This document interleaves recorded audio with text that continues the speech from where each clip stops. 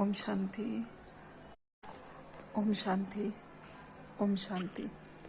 आज 11 अक्टूबर 2024 की बाबा की साकार वाणी है। बाबा कहते हैं, मीठे बच्चे, ज्ञान की याद के साथ साथ ज्ञान धन से संपन्न बनो। बाबा कहते हैं, बाप की याद के साथ साथ ज्ञान धन से संपन्न बनो। बुद्धि में सारा ज्ञान घूमता रहे, तब अपार खुशी रहेगी। सृष्टि चक्र के ज्ञान से तुम चक्रवर्ती राजा बनेंगे। आज का प्रश्न है, आज 2 प्रश्न है। पहला प्रश्न है, किन बच्चों मनुष्यों की प्रीत बाप से नहीं हो सकती है? उत्तर में बाबा कहते हैं, जो रौरव नर्क में रहने वाले विकारों से प्रीत करते हैं, ऐसे मनुष्यों की प्रीत बाप से हो नहीं सकती। तुम बच्चों ने बाप को पहचाना है, इसलिए तुम्हारी बाप से प्रीत है। बाबा कहते हैं, कौन से बच्चे बाबा से स्नेह नहीं रख सकते? वैसे बच्चे जिन्हें इस कलयुगी दुनिया के विकारों से स्नेह है, वह मनुष्य बाबा से स्नेह नहीं रख सकते। हम बच्चों ने बाबा को पहचाना है कि वह कौन है, इसीलिए हमारा बाबा से स्नेह है।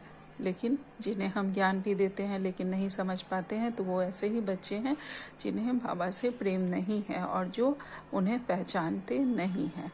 दूसरा प्रश्न है, किसी सतयुग में आने का हुक्म ही नहीं है? उत्तर में बाबा कहते हैं, बाप को भी सतयुग में नहीं आना है, बाबा को भी, परमपिता परमात्मा को भी सतयुग में नहीं आना है। वहाँ काल भी नहीं आ सकता है।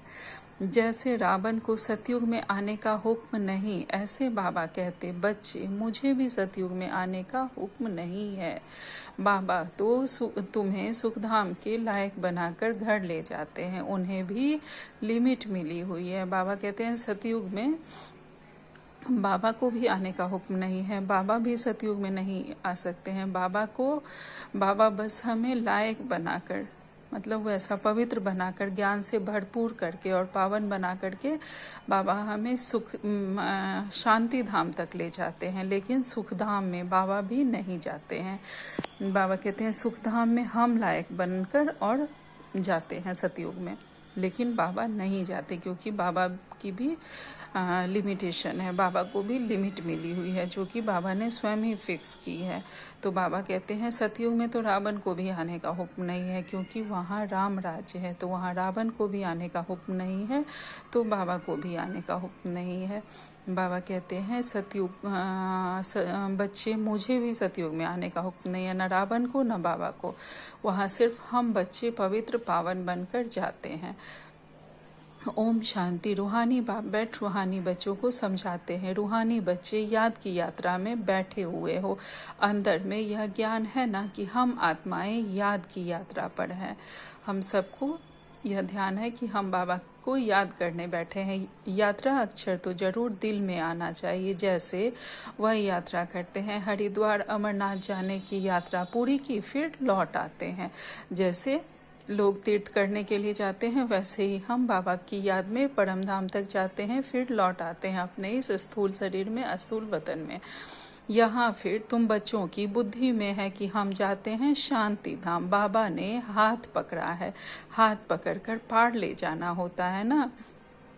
कहते हैं, हाथ पकड़ लो, क्योंकि विषय सागर में पड़े हैं। जैसे लौकिक पिता हमें सड़क पार करवाते हैं हाथ पकड़कर, वैसे परम पिता परमात्मा ने अभी हमारा हाथ पकड़ा है, जो यह विषय सागर से उस पार ले जाते हैं। अब तुम शिव बाबा को याद करो और घर को याद करो। अंदर में यह नहीं आना चाहिए कि हम जा रहे हैं, इसमें मुख से कुछ भी बोलना नहीं है। अंदर में सिर्फ याद रहे कि बाबा आया हुआ है हमें लेने के लिए। याद की यात्रा में रहना जरूर है। जैसे भक्ति मार्ग में मुख से राम राम बोलते रहते हैं, तो हमें बोलना नहीं है, हमें सिर्फ अंदर ही अंदर बाबा की याद चलती रहे। याद रहे कि बाबा हमारे साथ है, हमें लेने के लिए, हमें यह विषय सागर से की सड़क पार कराकर उस पार ले जाने बाबा आया हुआ है, मेरे साथ है। इस याद की यात्रा से ही तुम्हारे पाप कटने हैं, तब ही फिर उस मंजिल पर पहुंचेंगे। जब हमारे पाप कटेंगे इस याद से, तब हम उस पार जाएंगे। कितना क्लियर बाप समझाते हैं। जैसे छोटे बच्चों को पढ़ाया जाता है ना, सदैव बुद्धि में हो कि हम बाबा को याद करते जा रहे हैं। बाप का काम ही है पावन बनाकर पावन दुनिया में ले जाना। बच्चों को ले जाते हैं। आत्मा को ही यात्रा करनी है। हम आत्माओं को बाप को याद कर घर जाना है। घर पहुँचेंगे फिर बाप का काम पूरा हुआ। जब बाबा हमें शांति धाम पहुँचा देते हैं तब बाबा का काम पूरा हो जाता है। बाप आते ही हैं पतित से पावन बनाकर घर ले जाने। पढ़ाई तो यहाँ ही पढ़ते हैं। भल घूमो फिरो, कोई भी काज करो, काम काज करो, बुद्धि में यह याद रहे, योग अक्षर में यात्रा सिद्ध नहीं होती है। हाँ, योग सन्यासियों का है, वह तो सब है मनुष्यों की मत। आधा कल्प तुम मनुष्य मत पर चले हो, आधा कल्प दैवी मत पर चले हो। अभी तुमको मिलती है ईश्वरीय मत। योग अक्षर नहीं कहो, याद की यात्रा कहो। बाबा ने आज कहा है कि याद की यात्रा कहो, योग नहीं कहो। आत्मा को यह यात्रा करनी है, वह तो होती है जिस्मानी यात्रा, शरीर के साथ जाते हैं। इसमें तो शरीर का काम ही नहीं है। आत्मा जानती है हम आत्माओं का वह स्वीट घर है। बाप हमको शिक्षा दे रहे हैं जिससे हम पावन बनेंगे। याद करते करते तमो प्रधान से सतो प्रधान बनना है, यह है यात्रा। हम बाप की याद में बैठते हैं क्योंकि बाबा के पास ही तो घर जाना है। बाबा आते ही हैं हमें पावन बनाने, सो तो पावन दुनिया में जाना ही है। जब परमात्मा स्वयं आए हैं हमें पावन बनाने, तो पावन बनाकर हमें ले ही जाएंगे। या तो हम पुरुषार्थ करके जाएं या फिर सजाएं खाकर जाएं। पावन बनकर तो पावन दुनिया में जाना ही है। बाप पावन बनाते हैं, फिर नंबरवार पुरुषार्थ अनुसार तुम पावन दुनिया में जाएंगे। फिर जो जैसा पुरुषार्थ करेंगे उस अनुसार पद पाएंगे और पावन दुनिया में जाएंगे। यह ज्ञान बुद्धि में रहना चाहिए। हम याद की यात्रा पर हैं। हमको इस मृत्यु लोक में लौटकर अब नहीं आना है। बाबा का काम है हमको घर तक पहुंचाना। बाबा रास्ता बता देते हैं। अभी तुम तो मृत्यु लोक में हो, फिर अमर लोक नई दुनिया में होगे। बाबा हमें रास्ता बता रहे हैं कि बच्चे इस रास्ते से जाओ तो तुम अमर लोक पहुंचेंगे। और बाबा हमें उस लायक ज्ञान और योग से भरपूर कर भी रहे हैं। बनना हमें ही है, पुरुषार्थ हमें करना है। बाबा कहते हैं बाप लायक बनाकर ही छोड़ते हैं। सुखधाम में बाप नहीं ले जाएंगे, इनकी भी लिमिट है घर तक पहुंचाना। सुखधाम में सतयुग में बाबा नहीं ले जाएंगे, वहाँ बाबा नहीं जाएंगे। बाबा की लिमिट है बस घर तक, अर्थात शांति धाम तक हमें पहुंचाना। यह सारा ज्ञान बुद्धि में रहना चाहिए। सिर्फ बाप को याद नहीं करना है, साथ में ज्ञान भी चाहिए। अर्थात सिर्फ योग नहीं, ज्ञान भी चाहिए। सिर्फ बाबा की याद नहीं रहे, नॉलेज भी हमें धारण करनी है। ज्ञान से तुम धन कमाते हो ना, ज्ञान धन हम कमा रहे हैं। इस सृष्टि चक्र की नॉलेज से तुम चक्रवर्ती राजा बनते हो। बुद्धि में यह ज्ञान है, इसमें चक्कर लगाया है। फिर हम घर जाएंगे, फिर नए सीढ़ी से चक्र शुरू होगा। यह सारा ज्ञान बुद्धि में रहे तब तो खुशी का पारा चढ़ा रहे। बाप को भी याद करना है, शांति धाम सुख धाम को भी याद करना है। 84 का चक्र अगर याद नहीं करेंगे तो फिर चक्रवर्ती राजा कैसे बनेंगे। सिर्फ एक को याद करना तो सन्यासियों का काम है, क्योंकि वह इनको जानते नहीं हैं। ब्रह्म को ही याद करते हैं। सन्यासी जो एक को याद करते हैं तो वह ब्रह्म को ही याद करते हैं। बाप तो अच्छी रीति बच्चों को समझाते हैं। याद करते करते ही तुम्हारे पाप कट जाने हैं। पहले तो घर जाना है, यह है रूहानी यात्रा। गायन भी है, चारों तरफ लगाए फेरे फिर भी हरदम दूर रहे, अर्थात बाबा से दूर रहे। चारों तरफ देवी देवताओं के पास भटकते रहे, लेकिन जिनके पास जाना था उनसे, भगवान से, तो परमात्मा से दूर रहे। बाबा कहते हैं गायन भी है, चारों तरफ लगाए फेरे फिर भी हरदम दूर है, अर्थात बाप से दूर रहे। जिस बाप से बेहद का वर्षा मिलना है उनको तो जानते ही नहीं है। कितने चक्र लगाए हैं, हर वर्ष भी कई यात्रा करते हैं, पैसे बहुत होते हैं तो यात्रा का शौक रहता है। यह तो तुम्हारी है रूहानी यात्रा, तुम्हारे लिए नई दुनिया बन जाएगी। फिर तो नई दुनिया में आने वाले हो, जिसको अमर लोक कहा जाता है। वहाँ काल नहीं होता, जो किसको ले जाए। काल को हुक्म ही नहीं है नई दुनिया में आने का। बाबा ने वहाँ जाने का उसे हुक्म ही नहीं दिया है। रावण की तो यह पुरानी दुनिया है ना, तुम बुलाते भी यहाँ हो। जब हम भिखारी बनते हैं तब द्वापर से रावण को बुलाते हैं, उसका आवाहन करते हैं। उसके बाद रावण सब में व्याप्त हो जाता है और हर साल उसे जलाते रहते हैं, फिर भी वह जलता नहीं, क्योंकि हर एक में है वह।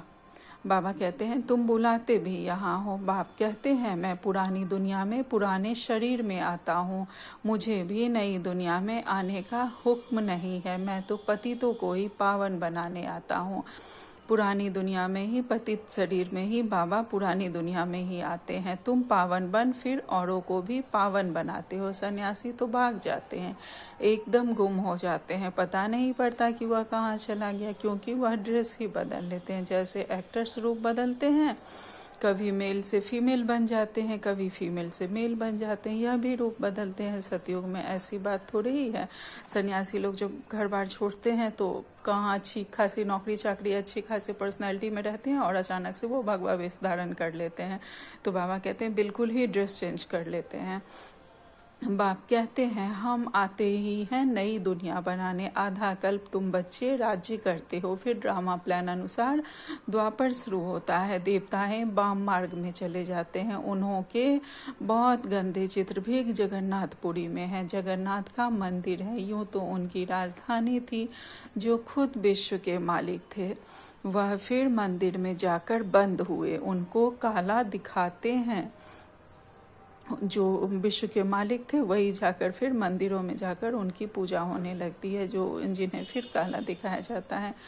तो बाबा कहते हैं इस जगत नाथ के मंदिर पर तुम बहुत समझा सकते हो और कोई इनका अर्थ समझा नहीं सकते। देवताएं ही पूज्य से पुजारी बनते हैं। वह लोग तो हर बात में भगवान के लिए कह देते हैं आपे ही पूज्य, आपे ही पुजारी, आप ही सुख देते हो, आप ही दुख देते हो। बाप कहते हैं मैं किसको दुख देता ही नहीं हूँ, यह तो समझ की बात है। भगवान किसी को दुख नहीं देते हैं, वो तो हम ही वैसे भिखारी बनते हैं और दुख लेते हैं। तो बाबा कहते हैं बच्चा जन्मा तो खुशी होगी, बच्चा मरा तो रोने लग पड़ेंगे, कहेंगे भगवान ने दुख दिया। अरे यह अल्पकाल का सुख दुख तुमको रावण राज्य में ही मिलता है, मेरे राज्य में दुख की बात नहीं होती।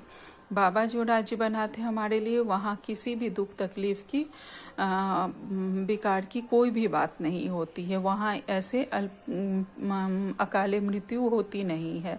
क्षणिक सुख वहाँ नहीं मिलता है, बल्कि हमेशा सुख ही सुख रहता है, शांति ही शांति, खुशी ही खुशी रहती है। तो बाबा कहते मेरे राज्य में तुम्हें दुख की बात नहीं होती, तुम्हें दुख नहीं मिलता। सतियों को कहा ही जाता है अमर लोग, इनका नाम ही है मृत्यु लोग। अकाले मर पड़ते हैं, वहाँ तो बहुत खुशियाँ मनाते हैं। आयु भी बड़ी रहती है, बड़ी में बड़ी आयु 150 वर्ष की होती है। यहाँ भी कभी कभी ऐसे कोई की होती है, परंतु यहाँ तो स्वर्ग नहीं है।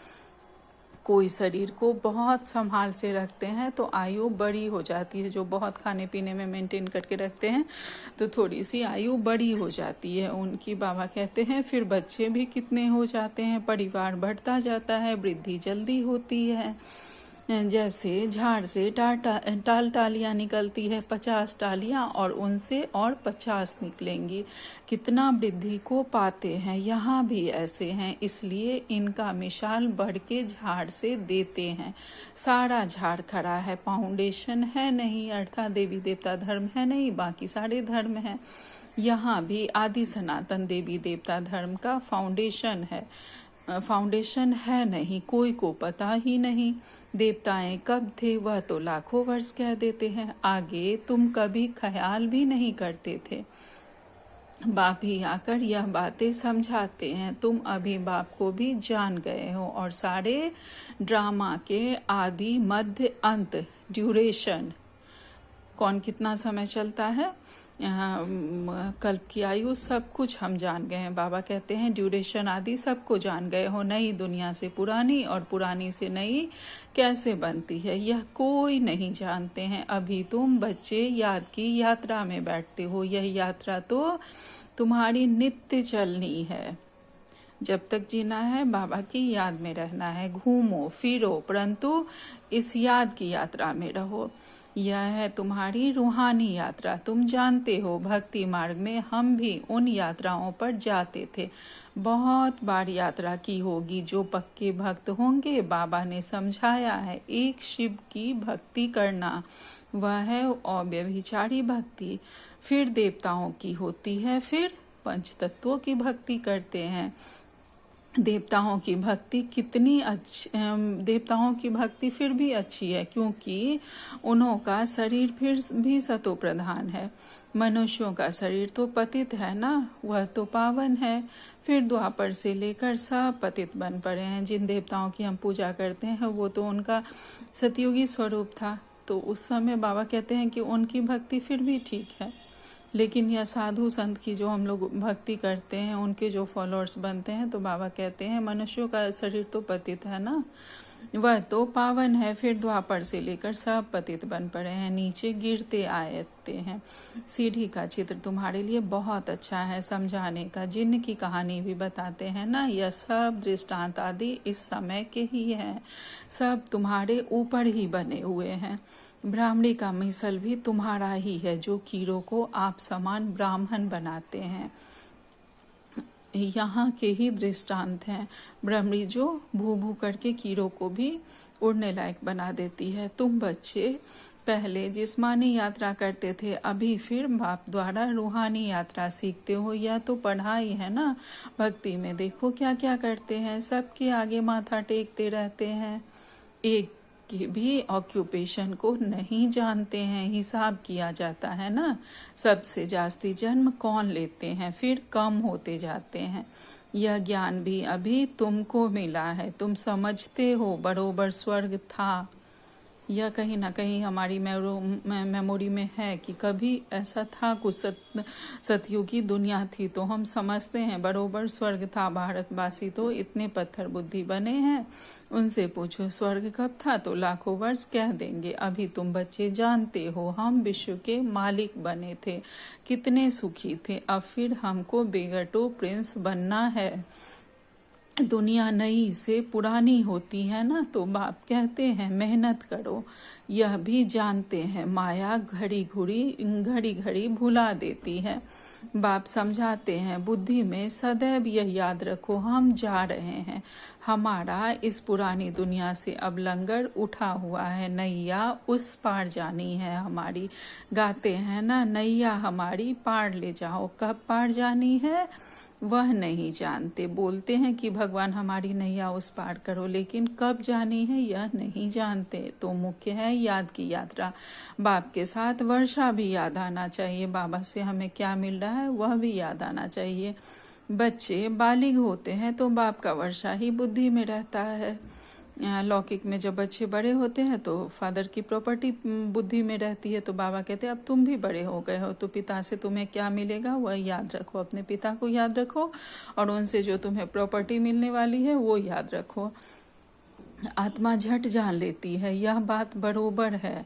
बेहद का के बाप का वर्षा है ही स्वर्ग।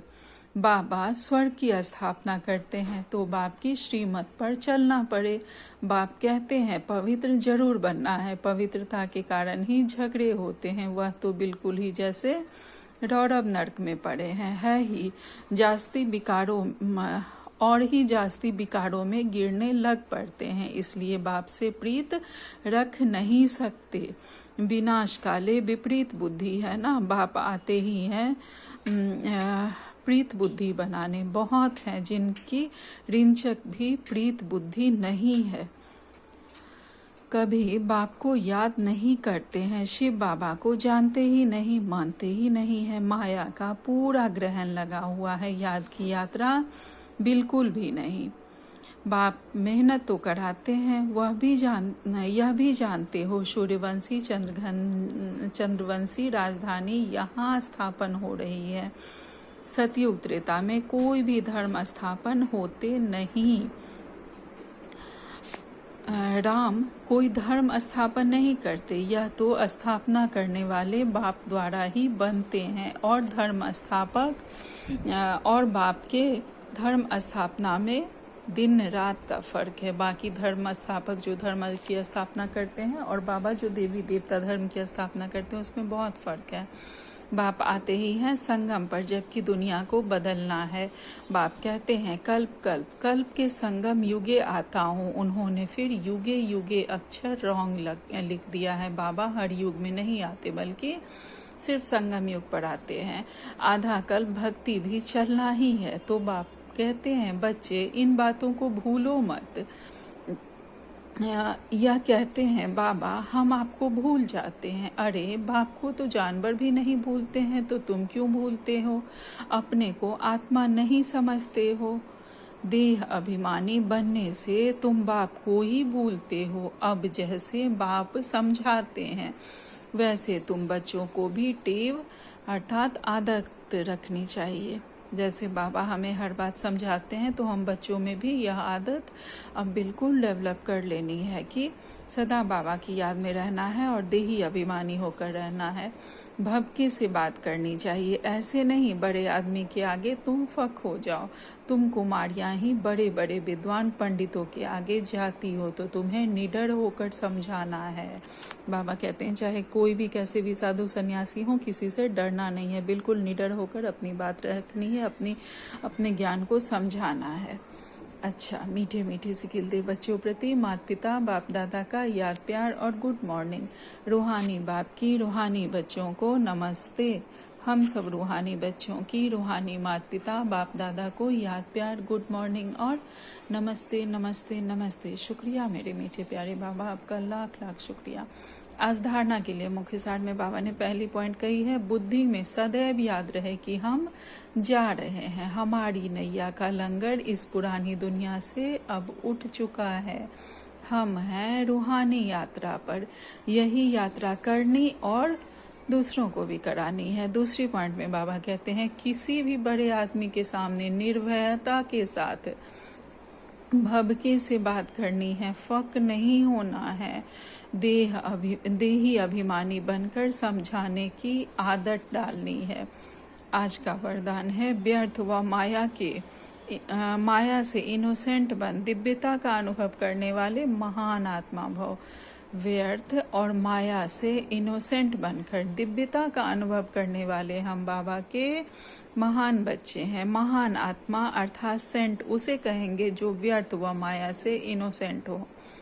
जैसे देवताएं इससे इनोसेंट थे, वह माया को जानते भी नहीं थे कि माया क्या है, ऐसे हमें उससे परे रहना है। ऐसे अपने वो संस्कार इमर्ज करो, व्यर्थ के अविद्या स्वरूप बनो, क्योंकि यह व्यर्थ का जोश कई बार सत्यता का होश, यथार्थता का होश समाप्त कर देता है। सत्यता का होश और यथार्थता का होश समाप्त कर देता है। इसलिए इससे हमें अविद्या स्वरूप बना है, इसे हम जानते ही नहीं, बिल्कुल इनोसेंट होकर रहना है। तो बाबा कहते हैं इसलिए समय श्वास बोल कर्म सब में व्यर्थ से इनोसेंट बनो। समय श्वास बोल और कर्म सब में वेस्ट से हमें इनोसेंट बनना है। किसी भी तरह की निगेटिविटी नहीं आए हमारे आसपास, न समय में, न श्वास में, न बोल में, न कर्म में। जब व्यर्थ की अविद्या होगी तो दिव्यता स्वतः अनुभव होगी और अनुभव कराएगी। हम स्वयं देवी देवता स्वरूप में स्थित हो जाएंगे और सबको अलौकिकता का अनुभव होगा, दिव्यता का अनुभव होगा। आज का स्लोगन है फर्स्ट डिवीजन में आना है तो ब्रह्मा बाप के कदम पर कदम रखो। अगर फर्स्ट डिवीजन में आना है तो हमें ब्रह्मा बाबा के समान बनना है, फॉलो फादर करना है। आज का अव्यक्ति सारे हैं। आज 11 तारीख का अव्यक्ति सारे हैं। जैसे होली पर लोग आपस में गले मिलते हैं, ऐसे यहाँ संस्कार मिलन ही मंगल मिलन है। जैसे होली पर लोग गले मिलते हैं, यहाँ हमें संस्कारों की रास करनी है, संस्कारों का मिलन मनाना है। एक दो के संस्कारों को जान करके एक दो के स्नेह में एक दो से मिलजुल कर रहना है। एक दूसरे के संस्कार को जानकर स्नेह से एक दूसरे से मिलकर रहना है। जैसे कोई से विशेष स्नेह होता है तो उनसे मिक्स हो जाते हैं, ऐसे एक दो में मिक्स होने के लिए जितना ही नॉलेजफुल उतना ही सरल स्वभाव बनो, बिल्कुल इजी होकर रहना है। अच्छा, ओम शांति, ओम शांति, ओम शांति। शुक्रिया बाबा।